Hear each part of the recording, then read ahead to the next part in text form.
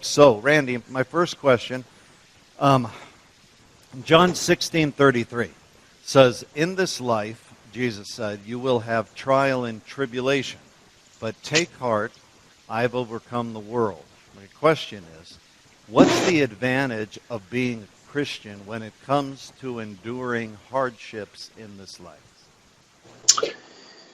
Well, I think we are able to have an eternal perspective. We're able to see the end that will never end, that is revealed to us in Scripture. And we live in the middle of the story. The beginning of the story. I write novels, and at the beginning of the story, things sometimes are pretty settled. They're pretty good, and then all of a sudden, things start going wrong. And the middle of the story is largely just conflict, problem, tragedy. And then often there's a resolution at the end of the story. Well, we live in the middle of the story. And we have the Garden of Eden at the beginning. And we've got the new heavens and the new earth at the end. And again, that end will never end. We really will live happily ever after. We have not passed our peaks. So as we live in this middle, what we've got to do, I think, is front load into our lives the eternal realities that God speaks of. An example of that is in 2 Corinthians 4, verses 18 through, 16 through 18. "So we do not lose heart. Though our outer self is wasting away, our inner self is being renewed day by day. For this light and momentary affliction is preparing for us an eternal weight of glory beyond all comparison.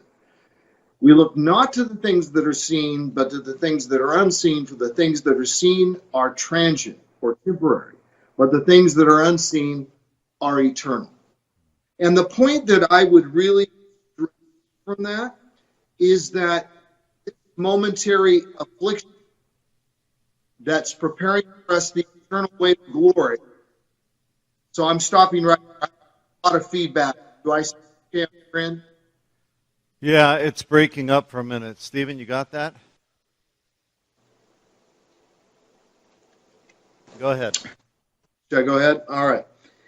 So it says, our inner self is being renewed day by day. And when Paul says this light and momentary affliction, well, Paul suffered all kinds of things. I mean, look at in 2 Corinthians where he talks about all the things that he went through.